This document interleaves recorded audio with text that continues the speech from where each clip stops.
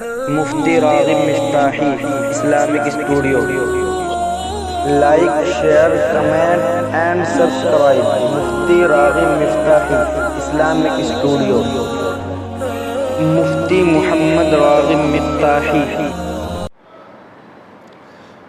الحمد للہ رب العالمین والصلاة والسلام علی سید المرسلین اعوذ باللہ من الشیطان الرجیم بسم اللہ الرحمن الرحیم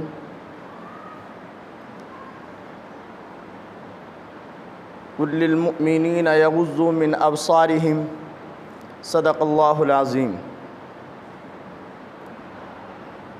اللہ تبارک و تعالی نے نبی کریم صلی اللہ علیہ وسلم سے ارشاد فرمایا، حکم دیا کہ اے نبی ان مسلمانوں سے کہہ دیجئے، مومنین سے کہہ دیجئے کہ اپنی نظروں کو جھکا کر کے رکھیں۔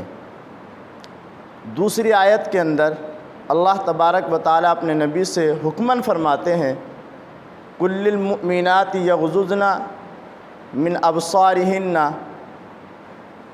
کہ ان مسلمان عورتوں سے کہہ دیجئے کہ وہ اپنی نظروں کو جھکا کر کے رکھیں۔ یہاں قرآن کریم حکم دیتا ہے نظروں کے جھکانے کا، اور جب کسی سے کہو کہ بھائی شرم حیا حاصل کرو تو وہ لوگ یوں کہتے ہیں کہ شرم تو دل کی ہوتی ہے، دل کے اندر تو ہمارے شرم ہے، حیا ہے، ہمارا دل صاف ہے۔ پردہ تو دل کا ہوتا ہے، آنکھوں کا کیا پردہ ہے، نظروں کا کیا پردہ ہے؟ قرآن کریم نظروں کی بات کرتا ہے، اور جب کسی سے پردے کی بات کہو تو وہ دل کی بات کرتا ہے۔ دل تو پہلے سے ہی پردے میں ہے، اس کو پردے میں رہنے کی یا پردے میں اس کی کیا ضرورت ہے؟ دل پہلے ہی پردے میں ہے۔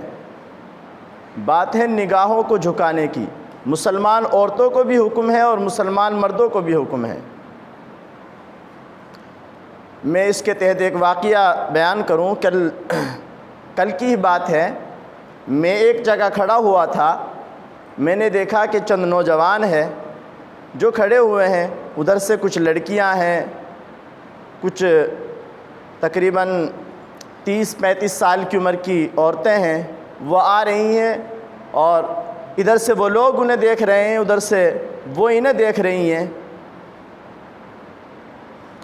یہ تو بے شرمی اور بے حیائی کا ایک نیا روپ ہے۔ اسی کو قرآن کریم کہتا ہے، قل للمؤمنین یغضوا من ابصارہم، اور وقل للمؤمنات یغضضن من ابصارہن۔ اور آج تو دنیا بہت آگے نکل گئی ہے، اب تو شرم اور حیا کے تمام تر اصول توڑ دیے گئے ہیں۔ آج صبح ایک نوجوان کا فون آیا، اس نے کہا کہ مجھے ایک صاحب نے فون کیا ہے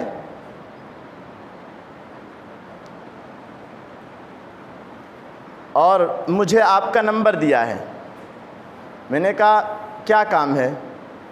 اس نے کہا میں نے سنا ہے کہ آپ تعویذ بنا دیتے ہو۔ میں نے کہا آپ بتلائیے آپ کو کیا کس طرح کا تعویذ چاہیے، کیوں تعویذ چاہیے؟ تو اس نے کہا کہ میں ایک کالج میں پڑھتا تھا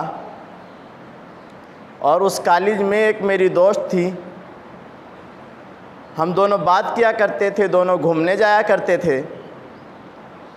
اب اس لڑکی کی شادی ہو گئی ہے اور وہ اپنے شوہر کے گھر جا چکی ہے۔ وہاں جانے کے بعد بھی وہ میرے سے باتیں کرتی رہی، اور اب میں یہ چاہتا ہوں کہ آپ کوئی ایسا راستہ بتا دیں مجھے، یا کہیں کسی ایسے عامل کو بتا دیں مجھے کہ اس سے میری جو انبن ہو گئی ہے کچھ، اور اب وہ میرا نہ فون اٹھا رہی ہے نہ مجھ سے بات کر رہی ہے، اور میرے تعلقات میں کمی کر دی ہے اس نے۔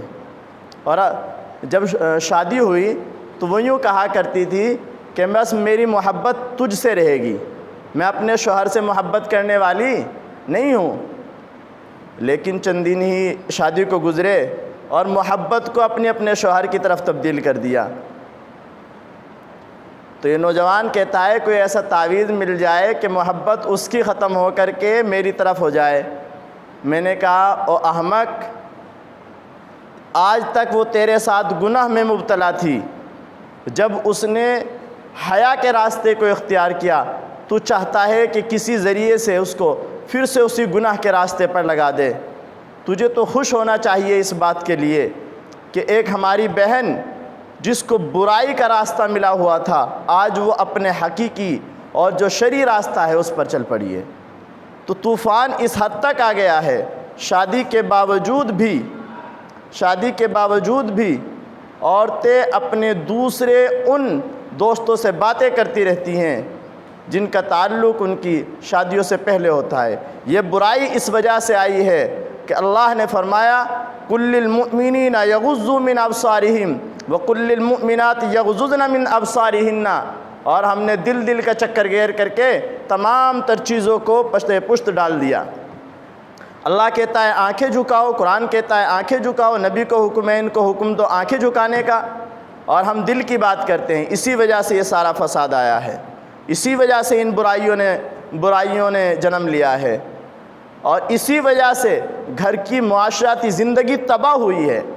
شوہر بیوی کا سکون غائب ہوا ہے، وہ دوسری کی طرف دیکھ رہی ہے، اس کی طرف سے اس کو اچھائی مل رہی ہے، خوبصورت طریقے سے باتیں آ رہی ہیں، اس کا لب و لہجہ میٹھا لگتا ہے، اپنے شوہر کا تلخ لگتا ہے، اس وجہ سے وہ اس کی طرف جھکاؤ کر رہی ہے، مثالیں دے رہی ہے، اور گھر کے اندر بے چینی اور بے سکونی کا ماحول پیدا ہے۔ بس دعا ہے کہ اللہ تبارک و تعالی ہمیں اس فتنے سے اور ان بے سکونی کے ماحول سے نکال لے، ہماری بچیوں کی حفاظت فرمائے، اور ہمیں قرآن و سنت کے مطابق عمل کرنے والا بنائے۔ یہ جو نوجوان کی دوستیاں، لڑکیوں کی لڑکوں کی، ان تمام تر چیزوں سے اللہ تبارک و تعالی ہمارے معاشرے کی حفاظت فرمائے۔ وآخر دعوانا ان الحمدللہ رب العالمین۔